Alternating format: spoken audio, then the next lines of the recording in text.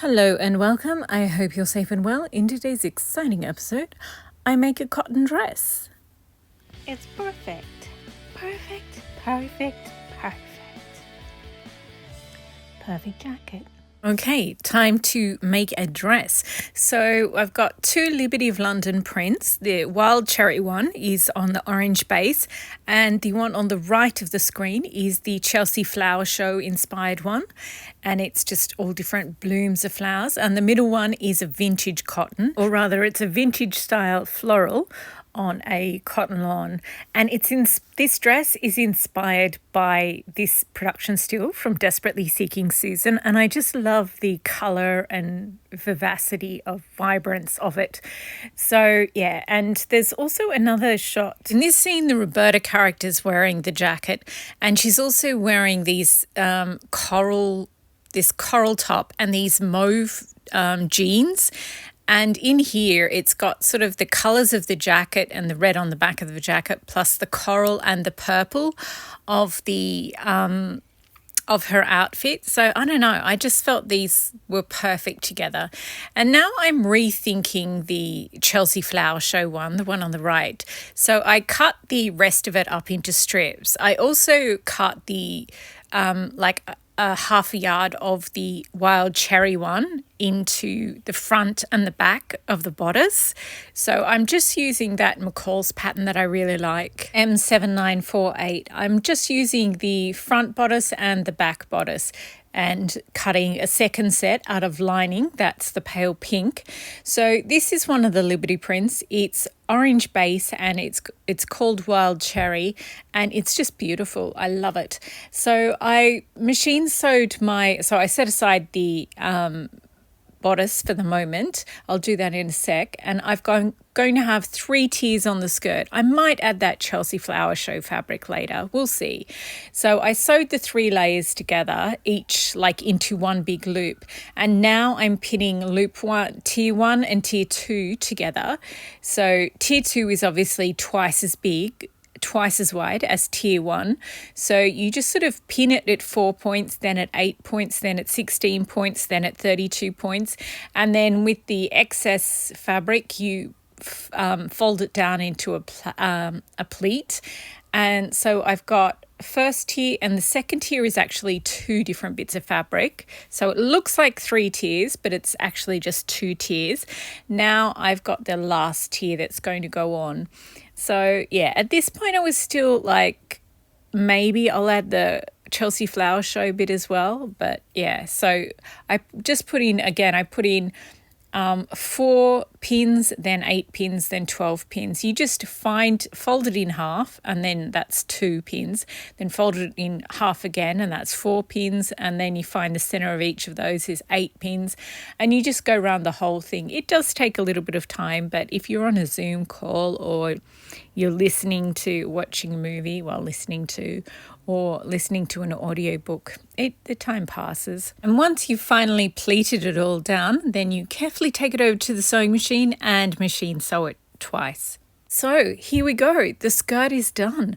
I really like this. I like it more than I thought I would. These two fabrics go so well together. I wasn't sure about the brown. I thought it might be a bit too dark, but the orange background of the wild cherry Liberty of London fabric is so intense, and it's going to look so cute with the floral jacket I made the other week. Actually, it's even going to look good with the dragon scale jacket, the one that I made most recently. It's just amazing. It's got so many colors in there that, yeah, it's going to look good with just about everything. Anyway, now it is time to crack on with the bodice. So I am going to sew the back left and the back right together and press them, and then I will be back. I am back. So, so I went away for a few hours, but I'm back now. So yeah, I pressed that back seam open. You just splay the seam and open it out. So the next step is that I have to do the shoulders.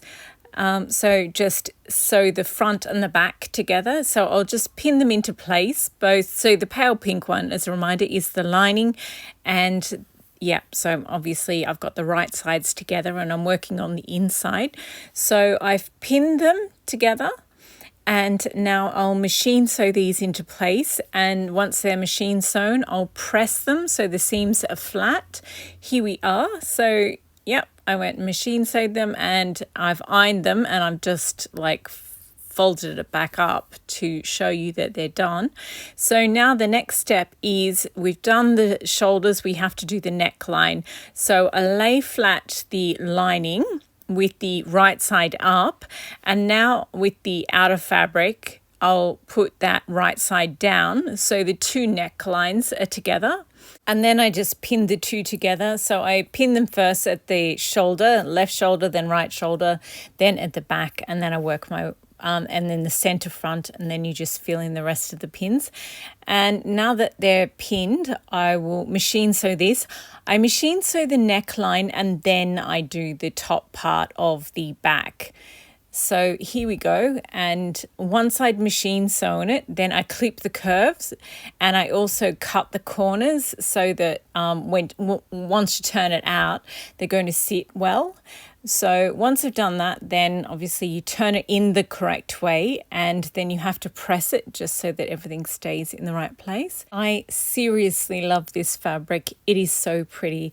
I originally bought it to make a shirt, and I think it might have been a bit much as a shirt, but I basically wear all my dresses as jumper dresses, so it's going to have like a long sleeve black t-shirt underneath it. So yeah, it's going to be good. Anyway, now that our neckline is done, the next step is the left sleeve or the right sleeve, whatever this one is, right sleeve. So you turn back the outer fabric, then you flip under the lining fabric so that they're both it's just easier this way, and then you turn back the outer fabric, but you leave the lining. So as you can see the outer fabric, outer bodice, and you can see the lining bodice.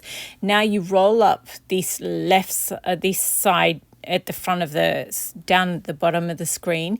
You roll that up into the bit that you're working on, and then the reason it's called burrito method, you take over the lining and put it near the armhole. So you just take it over the side you've rolled up and match it to the edge, and we're going to sew the lining and the outer fabric together. So there we go, I've pinned them into place. And now it is time to take it over to the sewing machine and machine sew them into place. Okay, so I've machine sewn it, and then obviously this is the opposite side, the lining is underneath. And once I machine sewed it, then I clip the curve because it's curved, so it's going to sit, only going to sit correctly if you clip it. And once that's done, it's time to pull through everything. So just see that little bit that you rolled up, just pull gently on that, and the whole thing will go through the sleeve or the strap. And there we go. So one side is done, and I went ahead and I did the other side as well.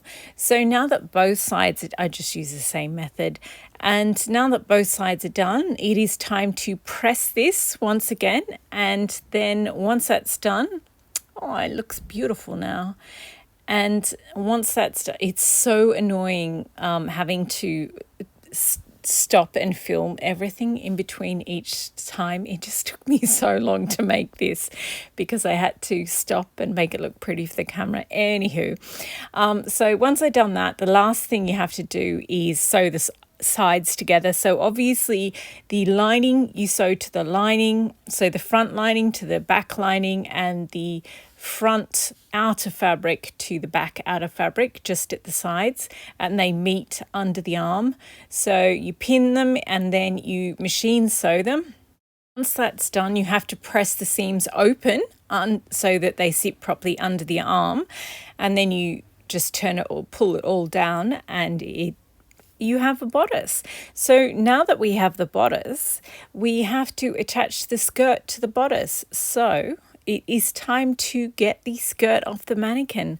I seriously love this skirt. I wasn't sure whether these two fabrics would work together because the brown in the cotton lawn fabric with the vintage and the big Gerber daisies, it is so dark, but yeah, they just look really good together. I think it's because the orange one is such an intense orange. And I think they're going to look really cute with the floral jacket. So cute. Anyway, so yeah, it's done. So now I have to unpin this and pin this and the bodice to each other. So you just sort of turn your skirt inside out. It's easier to do it that way. And then you attach them with you put the bodice inside and then you sort of just sit it inside and then you attach the skirt around. And I do the centre front, centre back, left and right. And once I've got those 4 points, then I find the halfway point, then find the halfway point again, as you can see on the left there. And then I push fold the pleat to one side, sort of push all the spare fabric to one side and then fold the pleat down. And yeah, I did box pleats and a couple of knife pleats into the center of the front and center of the back. So yeah, all of them are done now. So it is time to machine sew this down. And I machine sew it twice.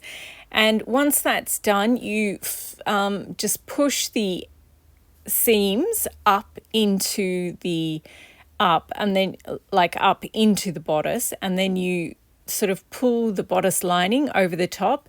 And as you can see, I've just sewn a line around the bottom of the lining so that see where the seam line is. So I just fold it up at the seam line, pin it into place, and then I pin it to the rest of the outer dress. And that way, because the skirt is a big skirt, so it's quite heavy, and if you don't have a lining, then your bodice carries the whole weight of the skirt and you can sort of see it tugging it down. Whereas if you have a lining, then the lining carries half the weight and the outside bodice carries half the weight, and it just looks more weightless and pretty. So here we go. Here is the finished dress, and it is so cute. The brown fabric is a cotton lawn, so it's a lighter fabric than the Liberty, which is a sort of quilting cotton weight of Liberty fabric. So yeah, it just makes it sit beautifully. The pleats are nice and crisp, but you still have the weight of the quilting cotton, and it's really beautiful. I love this dress. It's simple, but it's still got a bit of bulk in there as well, but not in an unflattering way. And here it is with the sash on. It's just a sash from another dress that I have. I think last year I made like 60 or 70 different sashes, and at one point I was like, okay, I have to stop making sashes. But I've got them in so many different colors that I can always find several different ones to choose from for any new dress that I make. So here we go. And I've pinned it out. I've just pinned it on the line on one side and I've pinned it to a dress on the other side, so you can see how pretty the skirt is. Oh, you can see my painting on the workbench. I made that back in 2011, and it's usually somewhere else off camera, but I put it down on my workbench for the ICJ hearings. It still hasn't returned to its usual home. I thought it would be off camera, but this skirt of this dress is actually quite big. I mean, not as big as the skirts of those patchwork ones that I did last month. They were epic. I think there's 3.5 yards in one and 4.5 yards in the other, and this is only... this is 3.5 yards, I think. If I had added the other 2 yards of the Chelsea Flowers show fabric, then it would have been a maxi length one and the skirt would have been fuller. But I don't know, I kind of like having ones that sort of you can wear with boots. I like it. I've got so many dresses. It's good to have some that are different lengths. Like I've already got loads of maxi ones. I've made too much stuff last year, so I'm not going to do a video where I show everything I made last year, but I'm trying to pick out like 1 or 2 things from each month, and it's impossible. I love so many of them. So yeah, I'm getting there. I'm slowly whittling them down. I think I'll also do like everything green I made, then everything red I made, and everything pink I made, like separate videos for the whole rainbow, because that way I won't have to get out everything, but I'll get out a good cross section. Anyway, that's it for this video. Thank you very much for watching. I hope you enjoyed, and happy sewing.